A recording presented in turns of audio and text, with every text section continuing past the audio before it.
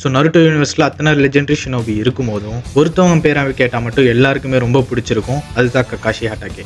அவன் வந்துட்டு காகியா ஒட்சுக்கியோட இருக்க ஃபைனல் பேட்டிலில் அவன் லிமிட்ஸ் எல்லாம் தாண்டி போய் டபுள் மங்கி ஷரிங்கனை யூஸ் பண்ணுவான். அண்ட் அது அவன் அவைக்கன் பண்ண உடனே ஒரு அன்ஸ்டாப்பபிள் ஃபோர்ஸ் ஆகிட்டான்னு தான் சொல்லணும்.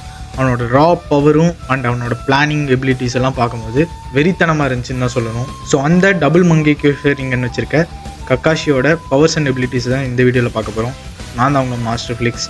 ஆரம்பிக்கலாங்களா? ஸோ கக்காஷிக்கு எப்படி முதல்ல டபுள் மங்கேக்யூ ஷரிங்கன் கிடச்சிருச்சுன்னு நான் ஒரு ஃப்ளாஷ்பேக் சொல்லிடுறேன். ஸோ எல்லாருக்குமே தெரிஞ்ச விஷயம் தான், கக்காஷிக்கு வந்துட்டு ஓபிட்டோ 3rd கிரேட் நிஞ்சா வரல அடிப்பட்ட உடனே ஒரு ஷரிங்கனை கொடுப்பான். அண்ட் அவன் அந்த ஷரிங்கனை கொடுத்த மெயின் பர்பஸ் அச்சீவ் பண்ணுற மாதிரி இந்த பேட்டிலில் தான் அவனுக்கு அந்த ஃபுல் பொட்டன்ஷியலை காட்டுவாங்க. ஸோ அப்படி என்னென்னு பார்த்தீங்கன்னா, ஓபிட்டோவோட ஸ்பிரிட் வந்துட்டு கக்காஷியோட சாக்ராவோட இன்ஃபியூஸ் ஆகி ஸோ கொஞ்ச நேரத்துக்கு மட்டும் அவனால் ஃபுல் மங்கேக்யூ ஷரிங்கனோட பவர்ஸை யூஸ் பண்ண முடிஞ்சுது.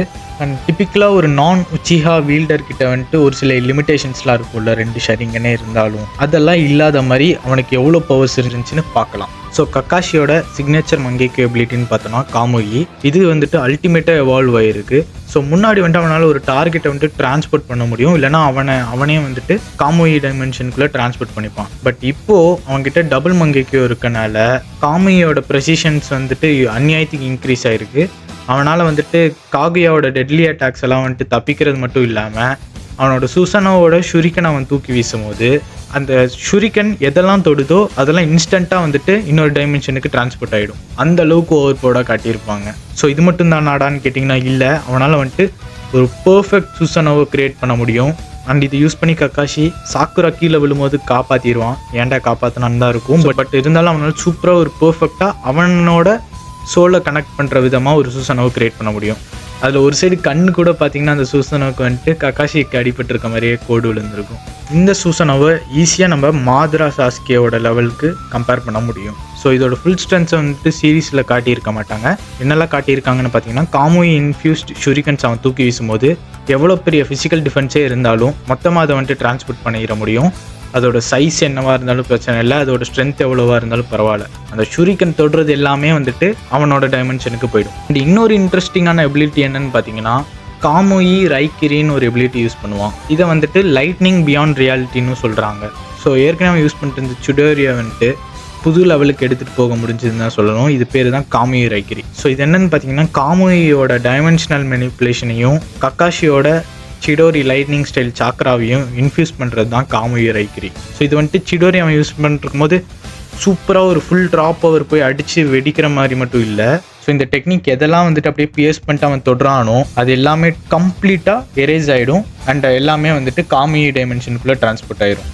ஸோ இதை யூஸ் பண்ணி தான் அவனால் காகியோட கையே அண்ட் அவளோட ஒரு சில எபிலிட்டிஸ் எல்லாம் நிறுத்த முடிஞ்சுது. லிட்டரலி ஒரு காமோயி எபிலிட்டியில் எவ்வளோ ஓவர் பவர்ட்னஸ் இருக்குன்றத க்ளீனாக கக்காஷி வந்துட்டு காட்டுவான். இதெல்லாம் ஏன்டா அடல்ட் சாஸ்கேவால் யூஸ் பண்ண முடியலன்ற மாதிரி இருந்துச்சு. ஆனால் வந்துட்டு ஒரு நார்மலான ஷரிங்கன் வில்டர்ஸோட கம்பேர் பண்ணி பார்ப்போம் இப்போ. ஸோ கக்காஷியோட டபுள் மங்கேக்யூ ஷரிங்கன் எல்லா அபிலிட்டிஸும் ஃபுல்லாக காட்டியிருக்க மாட்டாங்க. அண்ட் அவன் காட்டின இந்த ஒரு சில விஷயத்தை வச்சு நம்ம கம்பேர் பண்ணும்போது நிறைய மற்ற மங்கேக்யூ ஷரிங்கன் யூசஸோட இவன் வந்துட்டு அபோவில் இருக்கான்னு தான் சொல்லி ஆகணும். ஏன்னு பார்த்தீங்கன்னா, அவனோட பெர்ஃபெக்ட் சுசனோ மேலே அவனுக்கு இருந்த கண்ட்ரோல் வந்துட்டு எட்டர்னல் மங்கேக்யூ ஷரிங்கன் வச்சிருந்த சாஸ்கேவால் கூட அவ்வளோ கண்ட்ரோல் பண்ண முடியல. அண்ட் அவனால் ஈஸியாக டிஃபென்ஸ் அண்ட் அஃபென்சிவ் எபிலிட்டிஸ் எல்லாம் வந்துட்டு கனெக்ட் பண்ணி ஃபைட் பண்ண முடிஞ்சுது. அண்ட் சாஸ்கே மாதிரி இல்லாமல் கக்காஷியால் அவனோட எபிலிட்டிஸ்லாம் யூஸ் பண்ணி ப்ரொடெக்டும் பண்ண முடிஞ்சுது, அதே சமயத்தில் அட்டாக்கும் பண்ண முடிஞ்சுது. ஸோ உண்மையாகவே காகியோட ஃபைட்டில் அவனுக்கு அந்த கொஞ்ச நேரம் கிடச்ச டபுள் மங்கேக்யூ ஷரிங்கனை சூப்பராக யூஸ் பண்ணான்னு தான் சொல்லி ஆகணும். ஸோ சிம்பிளாக சொல்லணும்னா, கக்காஷி மட்டும் உச்சிஹாவாக இருந்திருந்தானா வெறித்தனமாக இருந்திருக்குன்னு தான் சொல்லணும். இந்த கொஞ்ச நேரத்தில் இவ்வளோ திறமையை காட்டுறானா, அவனுக்கு அந்த ஃபுல் எபிலிட்டியோட பிறந்திருந்தான்னு வச்சுக்கோங்க, தலைவன் எந்த அளவுக்கு போயிருப்பான்னு நீங்களே யோசிச்சு பாருங்கள். பட் சேட்லி அவனுக்கு வெறும் கொஞ்ச நேரத்துக்கு தான் இந்த பவர்லாம் கிடச்சிருக்கு. அண்ட் ஒபிட்டோவோட சாக்ரா குறைஞ்ச உடனே அண்ட் அவனும் நார்மலாக மாறிட்டான். ஸோ லிட்டரலி நிறைய பேர் டபுள் மங்கேக்யூ ஷரிங்கன் வச்சுருந்த அந்த கக்காஷி சீனை பற்றி யாருமே பேசலன்னு தோணுச்சு. அண்டு அது எந்த அளவுக்கு கெத்தாக இருந்துச்சுன்னு அங்கேருந்து நான் வாட்ச் பண்ணும்போது எனக்கு இருந்த ஹைப்பை வந்துட்டு ஒரு வீடியோவில் போடணுண்டா அப்படின்றதுக்காக தான் இந்த வீடியோ போட்டிருந்தேன். இந்த வீடியோ பிடிச்சிருந்துச்சுன்னா அடுத்த வீடியோ பாருங்கள். Master Flix signing of.